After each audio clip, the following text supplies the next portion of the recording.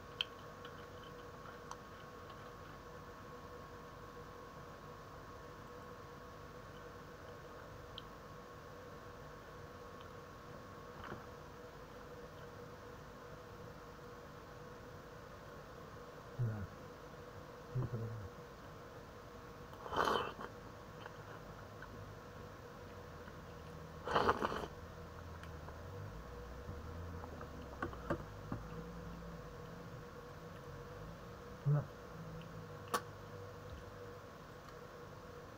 Ну это есть.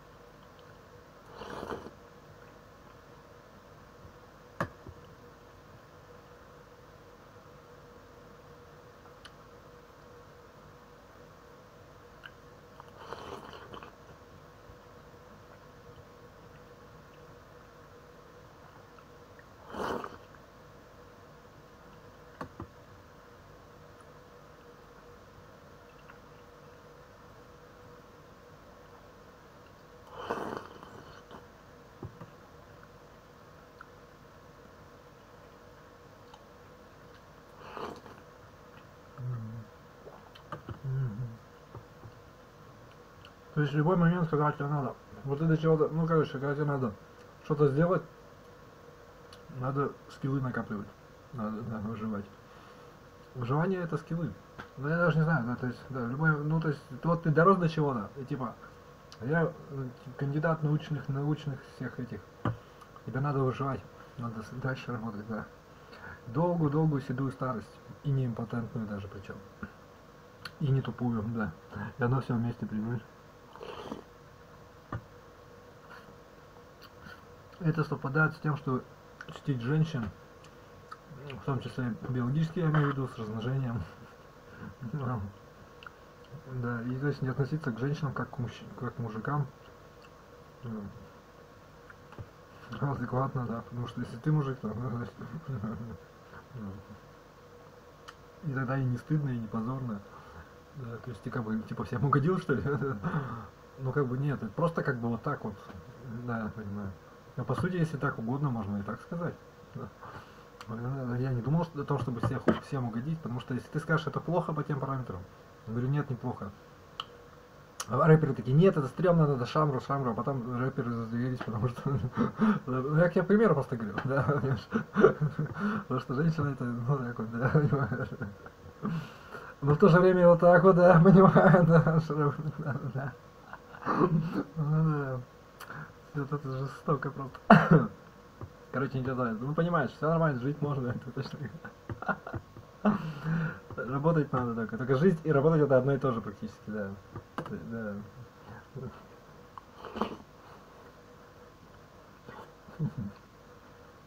Но оно же совпадает совсем. Потому что ты не хочешь просто так жить, как вот, как я сейчас, например. Как червяк.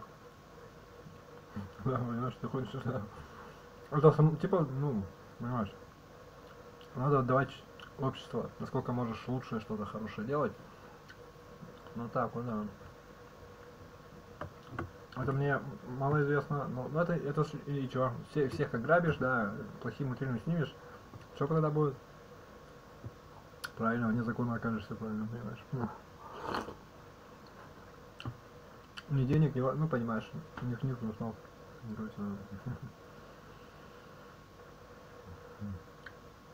Долгий разговор, понимаешь. Ничего страшного, тоже опыт.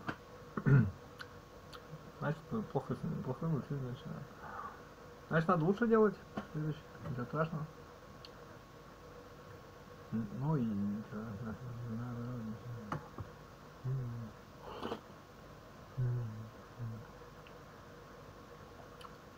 ну не надо, значит, делать ничего. Ладно, хоть не уже. Работать надо.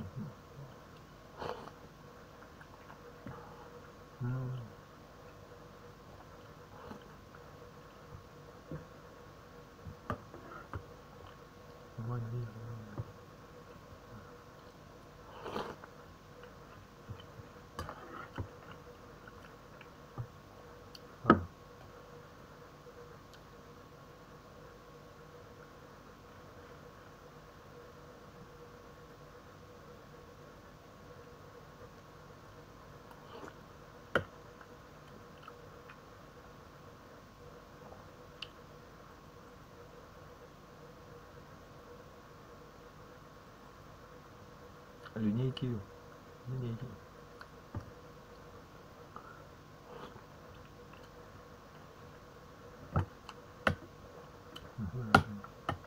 Правила жизни.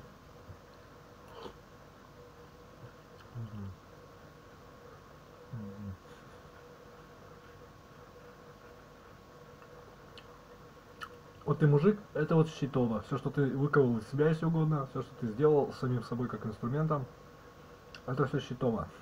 Все остальное просто позорно. Просто лучше бы этого не было. Да, понимаю это. Мудрю, понимаешь. Что-то да, как бы, понимаешь. Может, понимает. Ну да. Они тебе не обязаны, они тебя научат этому.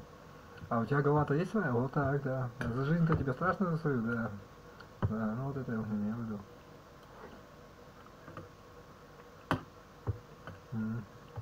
Без денег сидеть хочется. Почему, да.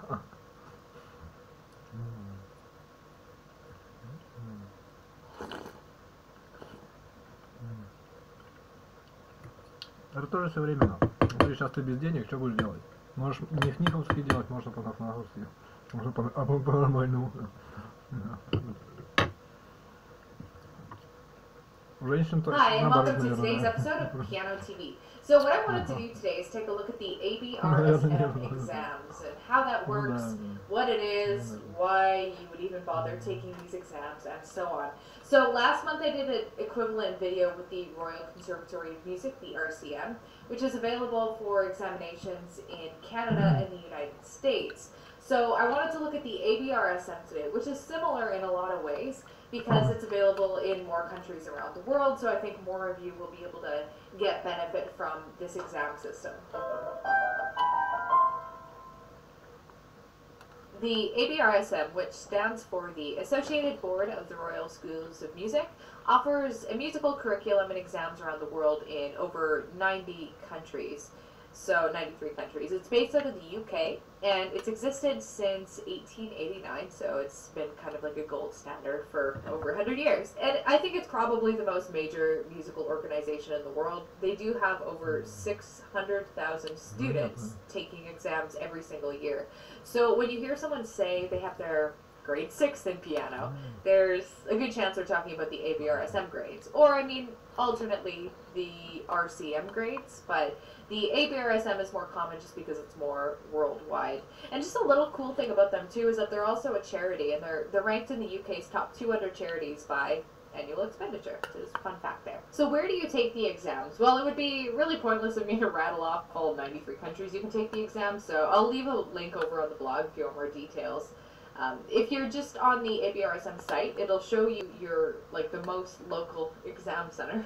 So for me, it's like, I don't know, 1,500 kilometers away. It's not that local, but there are more centers around the world. I do find it kind of difficult to find the location of exam centers outside of the UK, so be prepared to do some Google searching to see what's near you. Like, I wish they had a complete international list somewhere, but what they do have is, if you look in the top corner of their website, it'll default to your country, but you can also see some of the other countries and go from there. And if you do happen to find something where it gives like a complete listing of all the different exam centers in all the different countries, please hook me up with that link, because I could not find anything like that. I really wanted to. If the ABRSM isn't up your alley, or you don't have like a local exam center, sort of like me, here are some other options for you. So there's the Trinity College of London, and they are also a very huge organization with exam centers all around the world. The Royal Conservatory, which we've talked about on this channel, it's based in Canada and the US, and then the Australian Music Examinations Board. So I want to talk about some of these more in detail in future videos, just to fully explore all of your musical exam options. So stay tuned for that. Before we really get into this, let's take a quick look at what the ABRSM levels and grades are.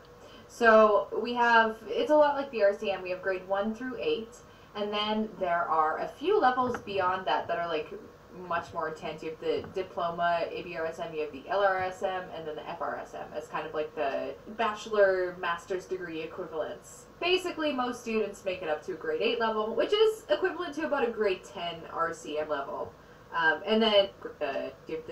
And then there are a few levels beyond, like the RCM, we have grade 1 through 8, and then there are a few levels beyond that that are like much more intense. You have the diploma ABRSM, you have the LRSM, and then the FRSM as kind of like the bachelor master's degree equivalents. Basically, most students make it up to a grade 8 bachelor master's degree equivalents. Basically, most students make it up to a grade 8 level, which is equivalent to about a grade 10 RCM level. And then, as mentioned, the levels beyond that are diplomas, and they're much, much more challenging and meant for the serious musical student or professional. So how does going through a musical examination system, such as the ABRSM, differ and compare to a typical university? They kind of run parallel to each other. So when you go to high school and university, that's like track A, and then getting your ABRSM is like track B, and they overlap and they complement each other. You wouldn't want to necessarily have one without the other. I mean, if you have your ABRSM credentials, it's not going to like allow you to get a job in a school or things like that, but it can enhance your university education. If you're applying to a program at a university, you're going to be required to audition at a specific grade level. So usually that's going to be about an ABRSM grade 8 level that you need to be able to audition at. So again, you don't need your ABRSM credentials to audition at that level, but it really helps as kind of like a way to get comfortable with that playing level. And if you're applying to a specific musical college, the exam requirements, the entrance requirements are going to be higher beyond a grade 8 level. It also, if you're applying for university in the UK, having your ABRSM credentials from a grade requirement playing level really helps. You don't need your ABRSM credentials to audition at that level, but it really helps as kind of like a way to get comfortable with that playing level. And if you're applying to a specific musical college, the exam requirements, the entrance requirements are going to be higher beyond a grade 8 level. It also, if you're applying for university in the UK, having your ABRSM credentials from a grade 6 to 8 level is going to give you UCAS credits, which help you get into universities, regardless of whether or not you're doing a music degree. So that's kind of an interesting thing too. So what I have up here is a table of the ABRSM equivalencies and their corresponding NFQ levels and the other related credentials. So as a Canadian, I was pretty unfamiliar with the NFQ, which is basically a scale that goes from, here, I'll show you actually, I got it here. A scale that goes from like beginner, like level 1, all the way to higher doctorate degree, level 10. So it's just kind of like a European ranking system. And also, for my UK friends out there, please let me know in the comments if there's anything I've misrepresented, just to make sure. Like, I did a lot of research for this, but I mean, you know, things happen. So anyway, from a playing perspective, having your LRSM via the Abrsm is about equivalent to a bachelor's degree. I mean, it's not the same thing. You wouldn't be able to like teach in an elementary school with that certificate, but like the skills you develop are very similar. And then the highest level, FRSM, would be equivalent to a master's degree. So say you're interested in being a music teacher. Having Abrsm credentials can enhance your university credentials. They're not substitutes for each other, but they complement each other. It's interesting how the Abrsm and RCM compare to each other, because with the Royal Conservatory of Music, if you get your grade 8 in piano, it's going to give you high school credits, and with the Abrsm in the UK, you get UCAS credits, which help you get into universities. So both examination systems are recognized as actual education that actually contributes to your future if you're a teenager and that's what you're doing. So I wanted to talk about the trajectory of the average student. So the average student who starts when they're a kid, like 7 years old or so, can expect to progress to a grade 8 Abrsm level by the end of high school. This is a student who's like, they enjoy music and they practice, but it's not their whole life. They're doing other things, they have other activities. The more motivated student would be able to go a little bit beyond that, but that would be the kind of student who, wants to do music post-secondary education or professionally. So yeah, average student, grade 8 by the end of grade 12. And this doesn't just apply to kids. So if you're an adult beginner, you can expect to take a similar trajectory, but slightly accelerated. Because in general, you're going to progress about 1 grade a year. If you're advanced or you're moving quickly, as happens with older learners, you could skip grades. You don't have to do like every single grade in sequence. If you're finding that the preparatory and grade 1 stuff is really easy, you can skip to grade 2. You can, if you already have some background in music and now you're just getting into like the classical education system, you could like jump in at a grade 5 if that's where your playing is at. So you don't have to do it all. One question I get asked a lot is how do you know what grade level you're at? This is a question that I kind of talked about in the RCM version of this video, but I did want to address it here as well because not all of you are going to watch both, so I just want to make sure like everyone kind of gets an answer to this question. And there aren't really any hard and fast rules that I know of, but I try to assess it based on these factors. So, what kind of pieces can you play comfortably? Расслабленность это тоже такая тема. С другой стороны, можешь, да, наоборот, значит. Ну, значит, вредно это все. Ну, не важно. Или полезно. Нет, вы в своей жизни живете, нет? Если у тебя образования нет музыкального, давай рассудим просто вот так вот по-простому. Значит, ну вот и все, понимаю, это все. Да. Да. Типа того, да. Не знаю, вот, ну, наверное, да. Вот в том-то и вопрос, потому что мне самому было интересно. Я даже не думал, что какая-то профессия, да, я когда учился, ну, я потом уже, в смысле, да, она поняла тебя просто, что, да. Мне это потому что для меня, да, я поняла о себе так уже, да. А как ты это будешь делать? А кому надо это? А что это? В чем добро-то того, что ты делаешь? В чем там хорошего-то? А почему люди деньги не платят за это? Почему платят только государство? То есть или только через налоги каких-то там, да. А чё, почему, в чем проблема-то? Если все так хорошо, замечательно, ну просто, или даже не замечательно, какая нафиг разница? То есть, ну это он имел в виду, да. А, ну да. А, про себя говоришь, да. Людям нужны изделия, они будут платить деньги только за то, что им, да, им принадлежит, говорит, да. Вот это он имел в виду, то, что мне надо, да. Ну это он имел в виду, да. Ну типа того. Нормально.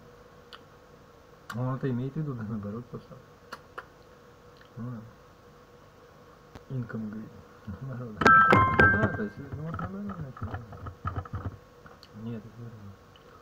And that would be something you could learn in 2 weeks to a month with relative ease, like you're not practicing it 3 hours a day kind of thing.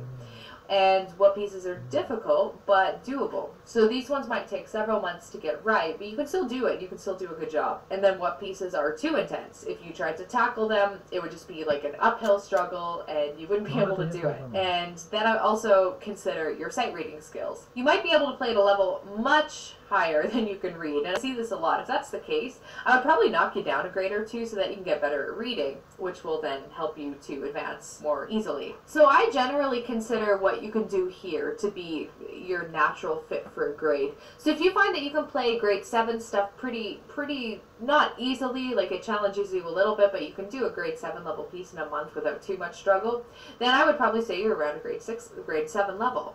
You can do like a grade 9 piece and it's challenging but doable, I would still say you're probably around a grade 7 level. And that just gives you a little bit of perspective. I would go to the Abrsm website and check out their syllabus, which is free online. And they have every single grade requirements listed on the syllabus. You can look at the different pieces. They have like a list of all the pieces at each level and what their difficulty is. And then from there you can try some out and get a sense of where you're the most comfortable. So maybe you're finding you're playing some of these grade 5 pieces and they're just right. They take you about a month to figure out. Then I would say you're probably a grade 5 level. And that's how I would kind of do a little bit of trial and error to figure it out. So how long do the grades actually take to go through? Well, the general rule of thumb is that each grade represents about a year of steady practice, kind of like school, right? So the standard trajectory for kids or young teenagers, depending on their abilities, would be about a year in preparatory level, Abrsm, which is like musical kindergarten, and then year in grade 1, year in grade 2, and so on and so forth, just, again, like school. With adults, I tend to accelerate things a little bit. So an adult who practices consistently, but not like heavily, could expect a path that looks something like this. So several months in Abrsm prep. I like to speed up grade 1 and 2 because I just find that they join together really well and you don't need to dwell on them as long as the adult is pretty competent. And then from there do roughly a year per grade. And it's not like a rule for everyone. Some people are going to move faster and other people are going to move slower. I try to keep it pretty regimented for kids though, because I feel like kids do better when they're pushed to adhere to the school timeline. But I like to be a little bit more flexible with adults. So this timeline isn't going to make sense for everyone, but it's what I keep in the back of my mind when I'm teaching piano. So let's talk about theory for a little bit. In the Abrsm, there's a musical theory exam that you can take that corresponds with every grade. So as far as my understanding goes, you don't necessarily need to take every single theory exam, just like you don't need to take every single graded exam when you play piano. However, you do need your grade 5 theory in the Abrsm, otherwise you won't be able to even apply for the grade 6, 7, or 8 playing exams. Like you can't even take them. So there is the minimum like the... То есть это все понятно, это что? Да.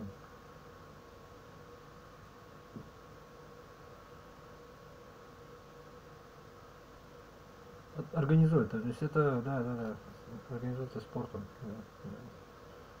This is your mandatory theory exam to get to the higher levels. This exam is pretty tough. Like it shows some of the equivalencies that if you're not familiar with the Abrsm, you might be familiar with some of the others. Yeah, it's pretty challenging. Like it shows that you have a good understanding of the most important theory concepts in music, which are then going to help you learn the higher level pieces of grade 6, 7, and 8. So when are the exams held? Well, the exact specific days that they're held change from year to year, but they're always like in the same season.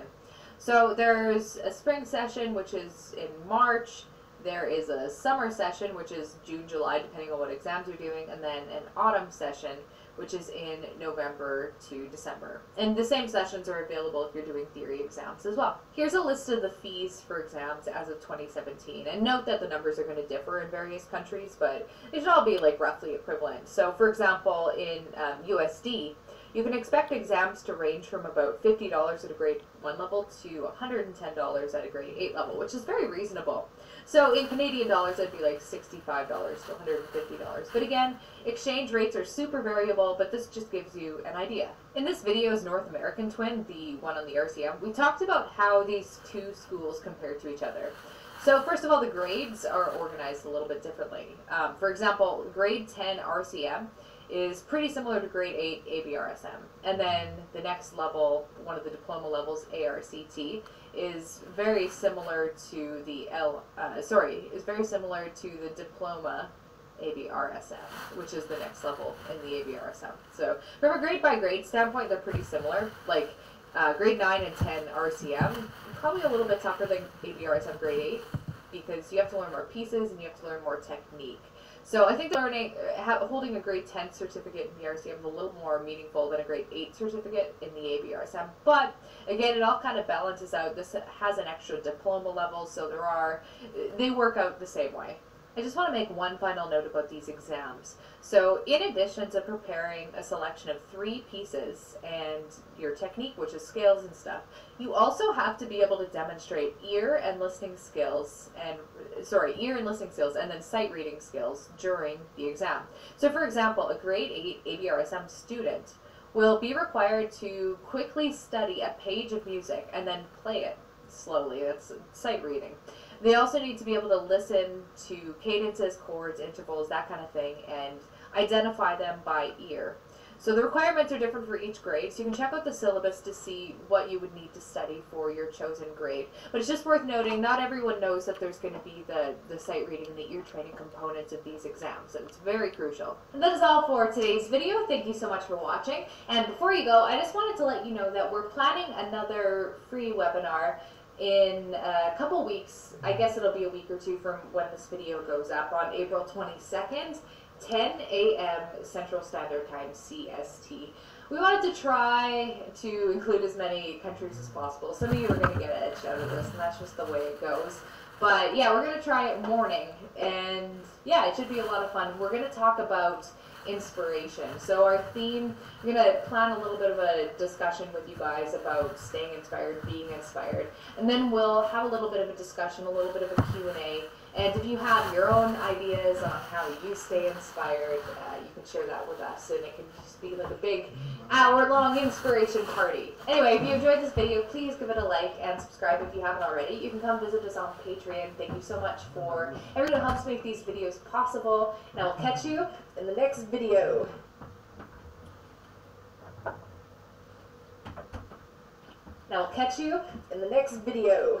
Vidya.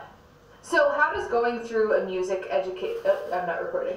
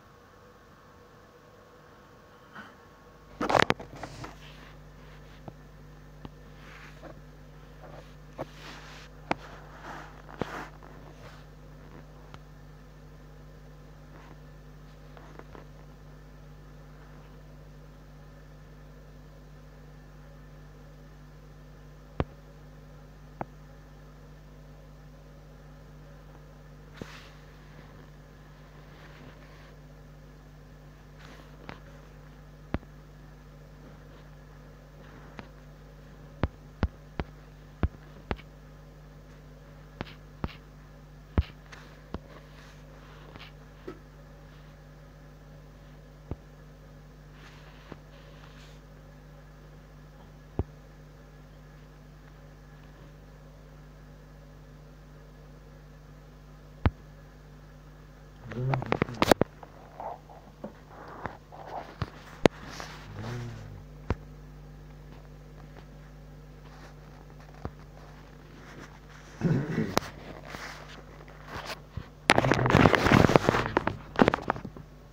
нет, наоборот, нет,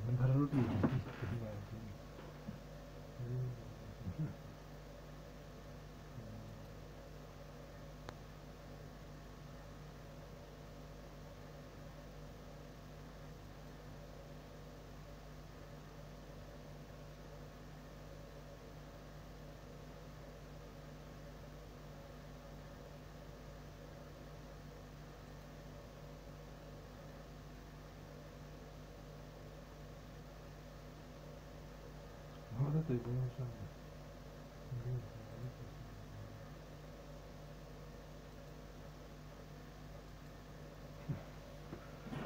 Там как-то все непонятно.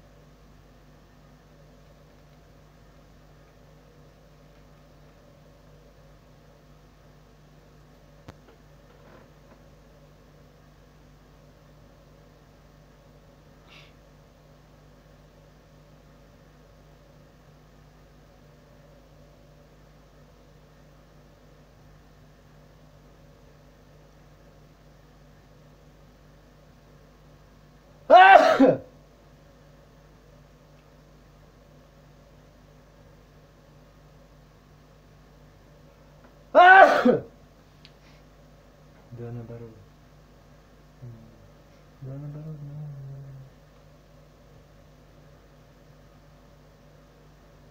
наоборот.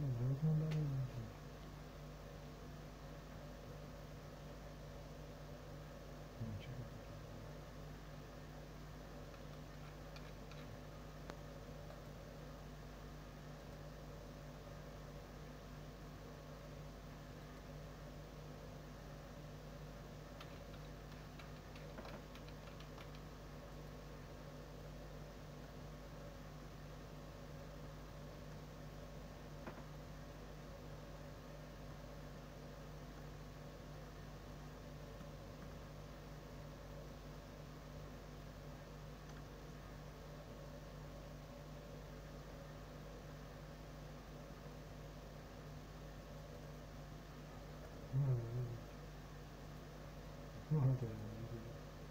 Да, да, да.